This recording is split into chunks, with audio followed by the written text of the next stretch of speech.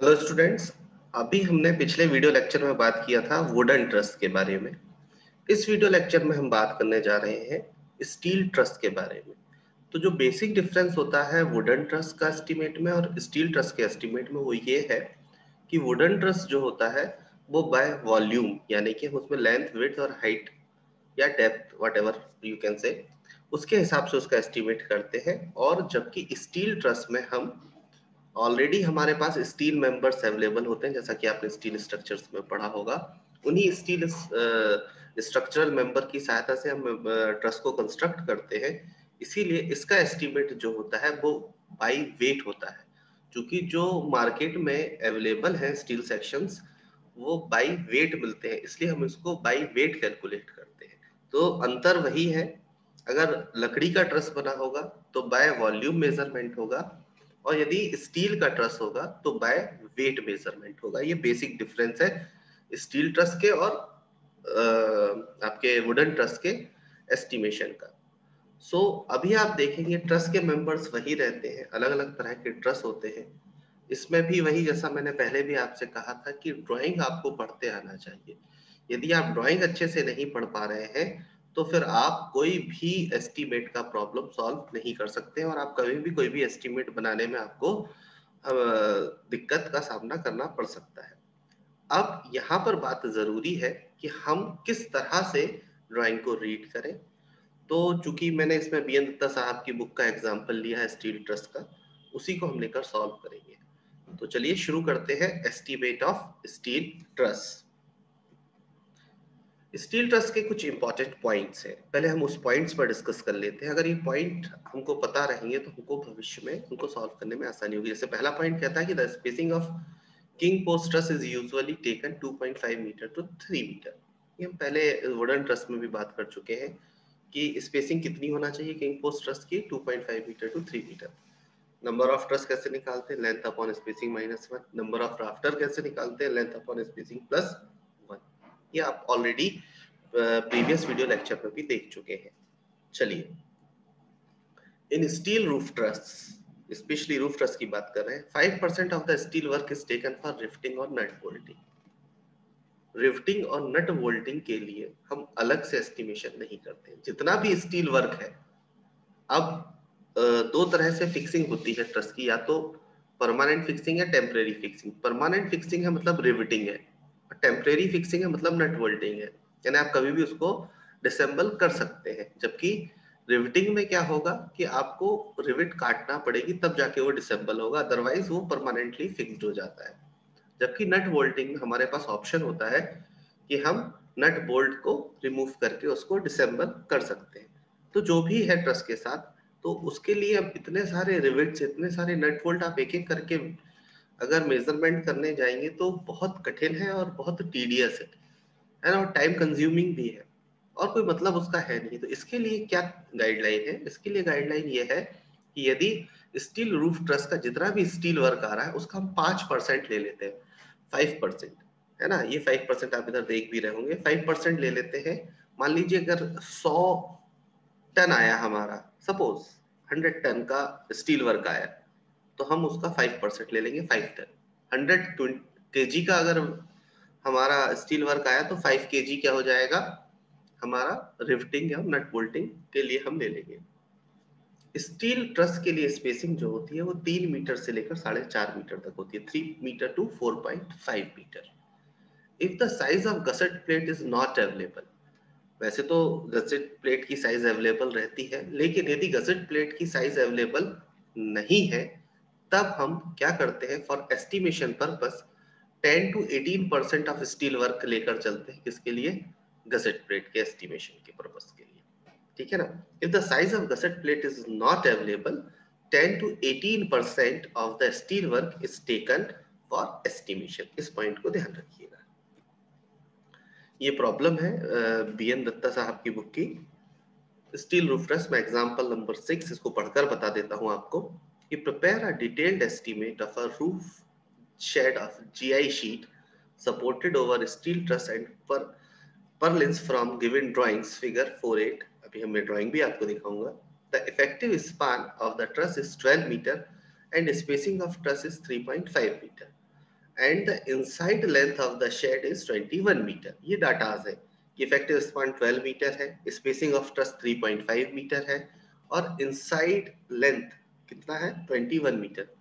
Eight the end of the shed there will be gable walls, gable end है, gable wall लगे बने हुए हैं to support the purlins, purlins को support करने के लिए गैबल सपोर्ट है।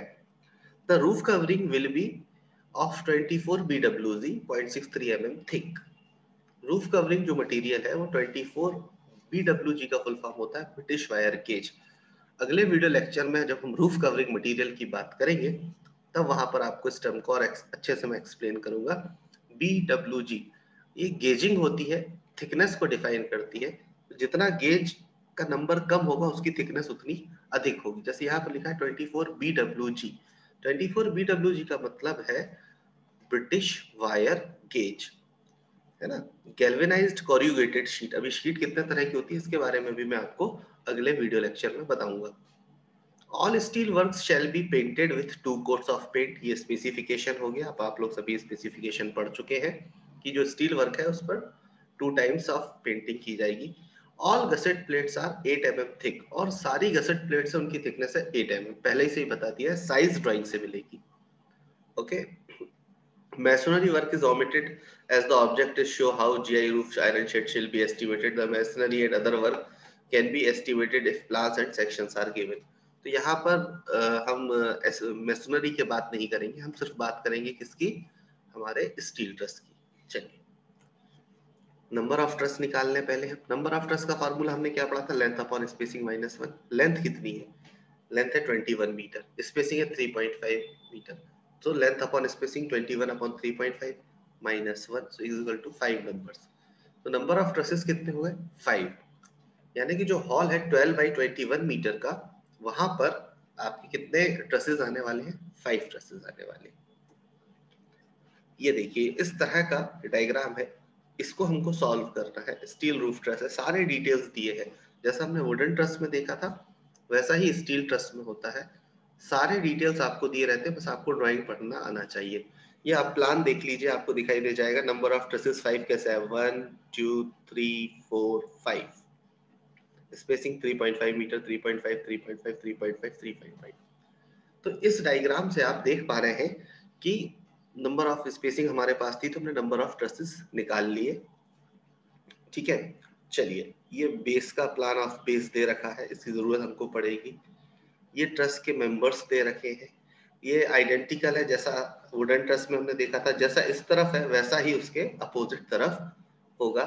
ये 12 मीटर का स्पान दिखाई दे रहा है हमको। चलिए अब हम शुरू करते हैं हमारी प्रॉब्लम। चूंकि मैं समझ रहा हूँ कि ये आपको उतने अच्छे से डिस्प्ले नहीं हो रहा होगा, तो इसके लिए हम अलग से पीडीएफ शीट खोल लेते हैं जिससे आपको और अच्छे से इसकी विजिबिलिटी रहे। सो हमारा डाटा क्या है, शीट खोलने के पहले हम ये देख लें कि हमारे पास डाटा क्या क्या है। Effective span 12 metre, spacing of truss 3.5 metre, length 21 metre, number of trusses निकाल दिया हमने जैसे पहले, length upon spacing minus 1, so ये 5 नंबर्स। तो यहाँ पर हमने ये कैलकुलेशन कर ली। अब हम शीट ओपन करते हैं जिससे हमको डायग्राम दिखाई देगा।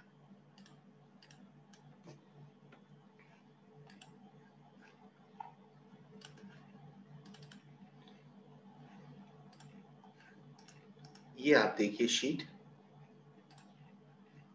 इसमें अब हमारे पास ये फैसिलिटी रही कि हम कहीं भी जूम करके देख सकते हैं। ठीक है ना, इसका थोड़ा सा परसेंटेज भी बढ़ा लेते हैं तो इजीली हमको आसानी रहेगी मूव करने के लिए। ठीक है, तो चलिए ये आप देख रहे होंगे अलग अलग जगह का ड्राइंग है। ठीक है, अब यहाँ पर आपको क्या है, ये जो है हमारा ट्रस है, कौन सा ट्रस है, ये हमारा स्टील ट्रस है। इसके लिए हम अपना प्रॉब्लम खोल लेते हैं और वहां से ही उसको हम फॉरवर्ड करते चलेंगे। ठीक है,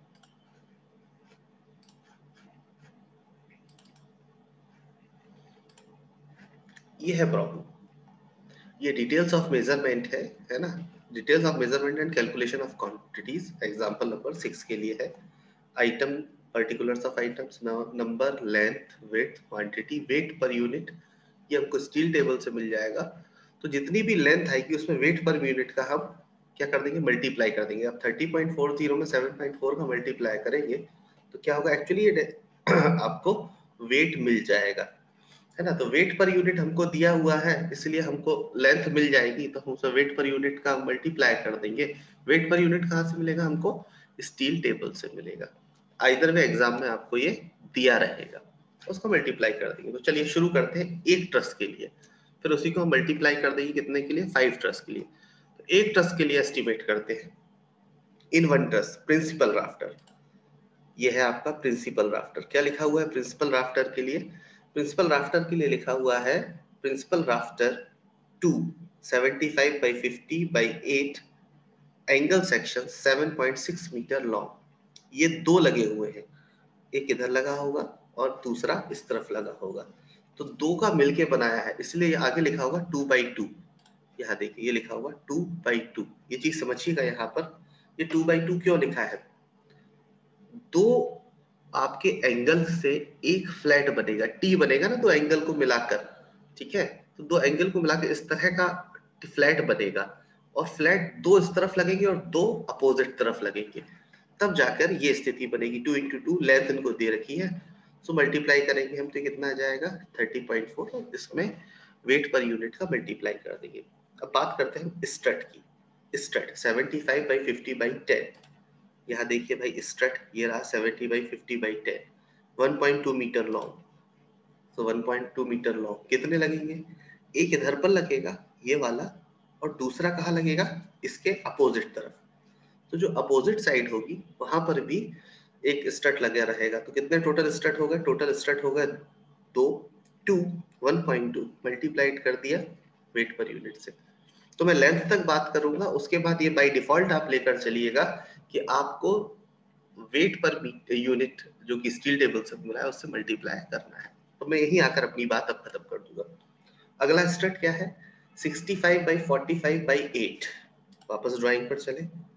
65/45/8 ये रहा, एक इधर लगा है 65/45/8, एक इधर लगा हुआ है 65/45/8, 0.55 मीटर लॉन्ग, 0.55 मीटर। एक ये लगा है, एक यहाँ लगा है, दो इस तरफ लगे हैं, दो दूसरे तरफ लगे होंगे। कितने हो जाएंगे टोटल? 4। यहाँ कितने हो गए? 4। लेंथ क्या है? 0.55, मल्टीप्लाई कर दिया, लेंथ आ गई। आगे आपको पता है क्या करना है। सेंट्रल सस्पेंडर, वापस ड्राइंग पर आए। ये रहा सेंट्रल सस्पेंडर। क्या दे रखा है भाई सेंट्रल सस्पेंडर का? ये साइज है सेंट्रल सस्पेंडर की। Central suspender 50/50/6 angle 2.6 metre long. कितना लंबा है ये? 2.6 मीटर। ओके, सेंट्रल सस्पेंडर एक नंबर 2.6 मीटर लॉन्ग, मल्टीप्लाई कर दिया। इसके बाद सेंट्रल सस्पेंडर के बाद बात आती है क्लीट्स फॉर परलिन 75/75/6 क्लीट। अब हम देखते हैं कहां पर है हमारी क्लीट। इसमें ड्राइंग में हम देख रहे हैं कि हमारी क्लीट कहां पर है। ये देखिए cleat 75 cleat angle 75/75/8 11 centimetre long. So cleat कितनी रहेंगी ये भी देखिए, 1 2 3 4 5 एंड 6। 1 2 3 4 5 6 number of cleats.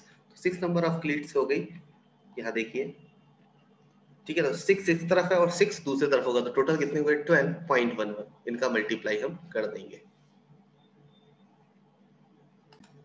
तो इसके बाद क्लीट के बाद अगली क्लीट क्या है? Cleat at base 75/75/10 length of base, ठीक है। ओके, इसकी लेंथ हमको कहां से मिलेगी? बेस से मिलेगी।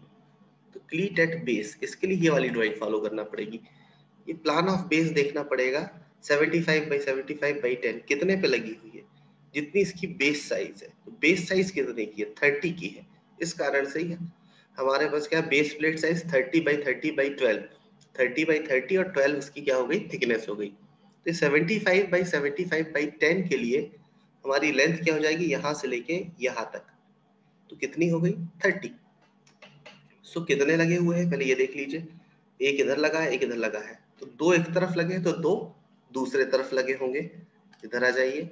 सो ये हो जाएगा 2 × 2.3 मल्टीप्लाई हो गया। Tie main central 250/8 flat FB, FB means flat bar, अभी तक क्या थे, एंगल सेक्शंस थे, अब क्या है, फ्लैट बार है। कौन सा है, टाई मेन सेंट्रल 50/8। आइए ये देखिए, टाई मेन सेंट्रल 50/8 ये लिखा है, tie main central 50/8, 4.8 metre long, 4.8 metre long है। मल्टीप्लाई कर देंगे, दो लगेंगे, एक इधर लगा हुआ है, एक अपोजिट तरफ लगा रहेगा, तो कितने हो गए, 2। ये आपको ड्राइंग से स्टडी करना पड़ेगा। फिर tie main side two 80/6 flat bar, ये दो से मिलके बना हुआ है, तो 2 नंबर्स 80/6, तो यहाँ पर 2 नंबर्स लगे हुए हैं, 3.4 मीटर लॉन्ग, तो दूसरी तरफ भी होगा, तो 2 × 2, तो 2 × 2 3.4, मल्टीप्लाई कर दिया, साइज आ गई। टाइज इंक्लाइंड 50/8 mm फ्लैट बार, टाइज इंक्लाइंड 50/8, दो तरह की टाइज इंक्लाइंड है, एक की लेंथ है 1.5 और एक की लेंथ है 3.3। कैसे, आइए देखते हैं।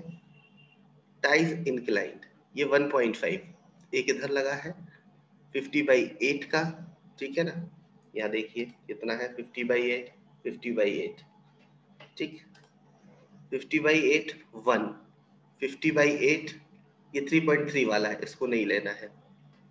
50/8 1.5, 1 2, दो इधर लगे हैं, दो उस तरफ लगे होंगे, कितने हो गए, 4, 50/8।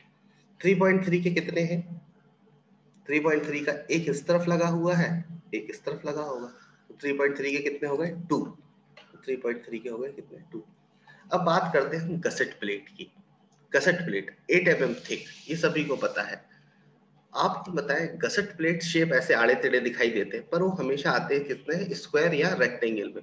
एक्चुअली बाजार में ऐसा कटा हुआ नहीं मिलता है, तो इन गसेट प्लेट्स को इस तरह से आड़ा टेढ़ा काट के क्यों लगाया जाता है, एक्चुअली वेट को कम करने के लिए और प्रॉपर शेप करने के लिए अननेसेसरी जो पोर्शन है उसको कट करके हटा दिया जाता है, जिससे कि डेड वेट ना बढ़े ट्रस का, और एस्थेटिक पॉइंट ऑफ व्यू से भी वो अच्छा लगे। तो ये दो कारण है मेनली, और फिक्सिंग करने में भी आसानी होगी, इसलिए गसेट प्लेट को हम कट कर देते हैं, लेकिन उसका पेमेंट करने के लिए उसकी जो साइज दी हुई है हम उसके हिसाब से उसको पेमेंट करते हैं।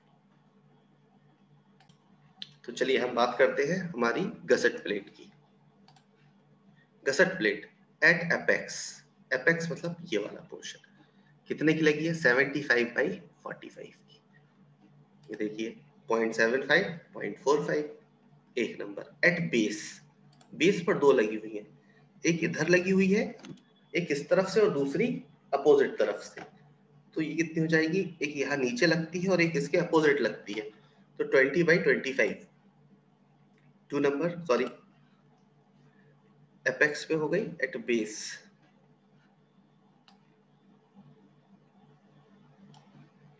कौन से नंबर की बात कर रहा है, 70/45 एट बेस, 2 नंबर्स, ये 75/45, तो एपेक्स पर हो गई है बेस, बेस पर यहाँ पर हमको सर्च करना पड़ेगी कि गसेट प्लेट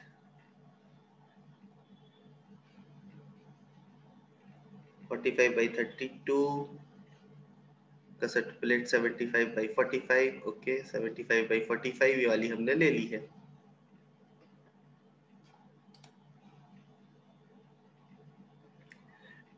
इसको रोक देते हैं अभी, ये 75/45 अपन इसको सर्च कर लेंगे कहाँ पर है, at the head of stud. अब आते हैं हेड ऑफ स्टड पर, head of stud, this is the head of stud, this is also head of stud. क्या साइज है हेड ऑफ स्टड, दो लगी हुई है 75/25, 75/25 ये हेड ऑफ स्टड पर, एक इधर लगी हुई है, एक इस तरफ लगी हुई है और एक इस तरफ लगी रहेगी, अपोजिट इस तरफ। अगला क्या है, H head of stud 0.25 into 0.20, सो 0.25 और 0.20 हेड ऑफ स्टड, एक इधर लगी है 0.25/0.20 की, ठीक है ना। इसके बाद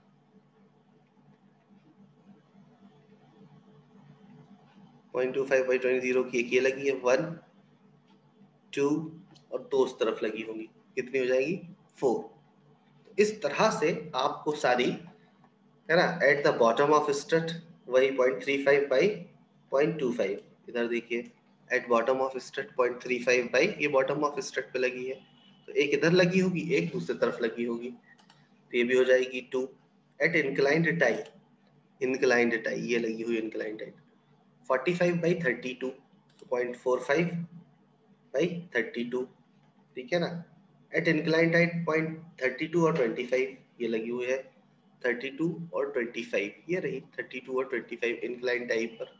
तो ये आपको टिक करते हुए जाना है और अपनी सारी गसट प्लेट्स को लेते जाना है। एट बॉटम सस्पेंडर 0.25 और 0.20, एट बॉटम सस्पेंडर 0.25 और 0.20, ठीक है। तो इस तरह से आपने देखा, और बेस पर गसट प्लेट ये रही, सॉरी मैं बेस के लिए, बेस पर जो गसट प्लेट लगी हुई थी वो ये लगी हुई है साइज, ठीक है ना। तो उसकी साइज क्या हो गई है 0.7 बाई 0.45, तो बेस पर 2 गसट प्लेट्स लगी हुई है।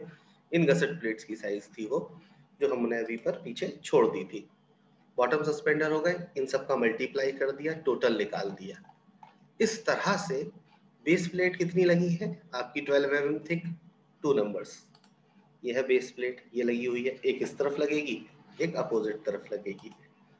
इसके बाद रिवर्स इंटरेस्ट एंड परलिस 5% ऑफ एबव, मैंने आपको बताया ना कि जब भी अभी वीडियो शुरू करने के पहले ही आपको बताया था कि जितना स्टील वर्क आया, ये आया 573.91 kg, इसका 5% ले लिया हमने किसके लिए, riveted truss and purlin cleats rag bolts, ठीक है ना, इसके लिए। और रैग बोल्ट्स 40 mm आया, 30 mm के 4 नंबर्स हैं, रैग बोल्ट्स ये लगे हुए रैग बोल्ट्स 4 mm आया, 30 सेंटीमीटर लॉन्ग, कितने लगे हैं, एक ये लगा, एक और एक दो, दो अपोजिट तरफ लगे होंगे, तो कितने हो गए टोटल रैग बोल्ट्स 4। ये एक ट्रस की क्वांटिटी है, इसमें मल्टीप्लाई कर देंगे स्टील ट्रस फॉर 5 के लिए मल्टीप्लाई कर दिया, और इस तरह से आपका टोटल क्वांटिटी ऑफ ट्रस आ गई।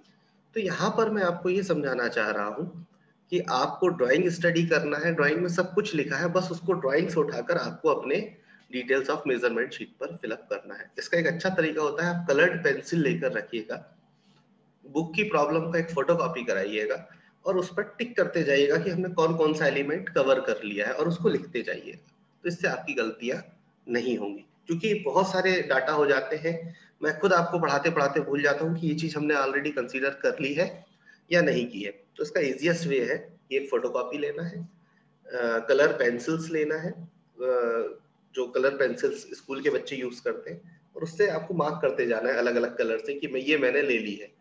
तो उससे आपको याद भी हो जाएगा कि कौन सा मेंबर कहाँ पर होता है, और आप अपना वर्क में भी गलती नहीं करेंगे। चलिए आगे बढ़ते हैं।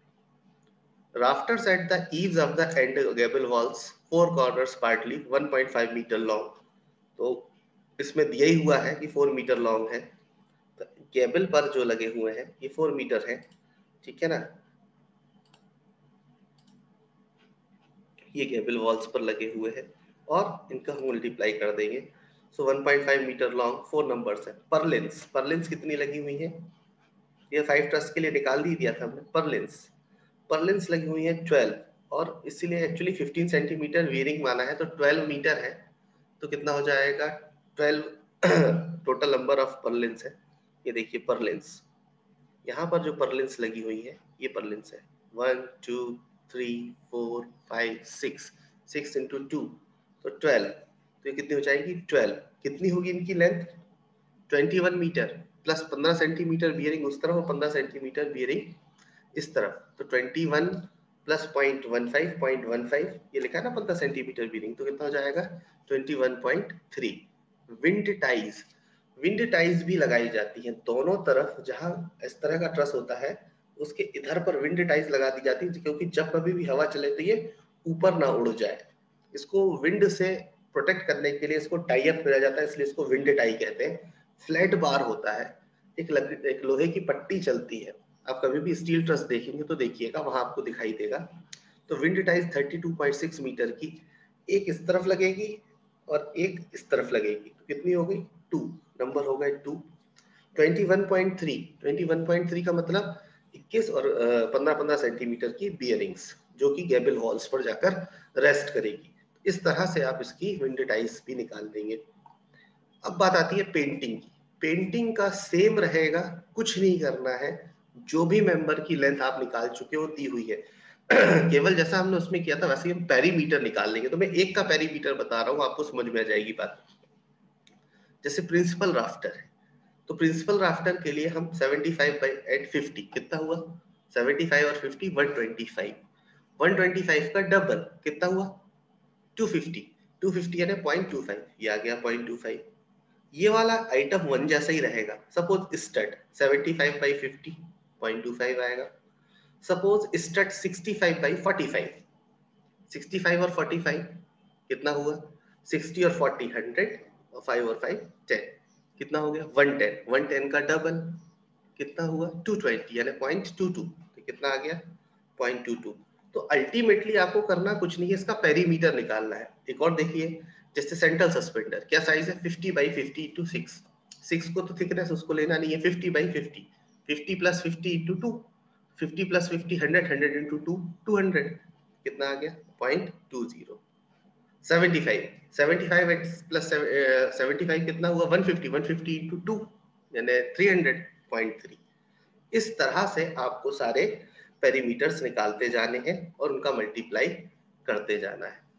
जो भी पेरीमीटर है उसमें आप लेंथ का और नंबर्स का मल्टीप्लाई कर देंगे तो आपको सरफेस एरिया मिल जाएगा। गसेट प्लेट के लिए वही बात है, जो गसेट प्लेट की साइज है उसको बस आप लिखते जाइए, कुछ नहीं करना है आपको। नंबर्स आपको पता है, गसेट प्लेट की साइज आपको इतने बाई इतने की है, एपेक्स पर 2 लगी हुई है 0.7 0.45 की। तो ये ऑलरेडी हम गसेट प्लेट की जो हमने साइजेस ली है वो ड्राइंग से आप लिखते जाएंगे और एक ट्रस की पेंटिंग निकालेंगे, उसमें 5 का मल्टीप्लाई करेंगे तो आपको 5 ट्रस का क्या हो जाएगा, पेंटिंग की क्वांटिटी मिल जाएगी। अब बात आती है गैल्वेनाइज्ड कोरुगेटेड, जो शीट लगेगी वो कितने पे लगेगी।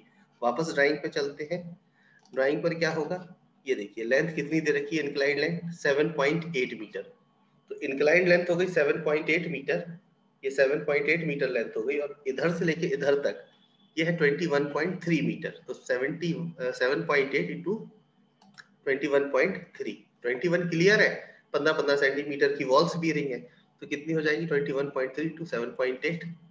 तो ये एक तरफ का निकलेगा और दूसरे तरफ के लिए तो इंटू 2, इसमें 2 का मल्टीप्लाई कर दिया है, 2 का मल्टीप्लाई कर दिया। जीआई रीजिंग, जीआई रीजिंग कहाँ होती है, जहां पर दोनों शीट आकर मिलती है, यहाँ पर ये है जीआई रीजिंग, ठीक है ना। यहाँ पर ये जीआई रीजिंग लिखा भी हुआ है, आप देखिए ध्यान से, मैं इसको और जूम अप करता हूँ, ये है जीआई रीजिंग।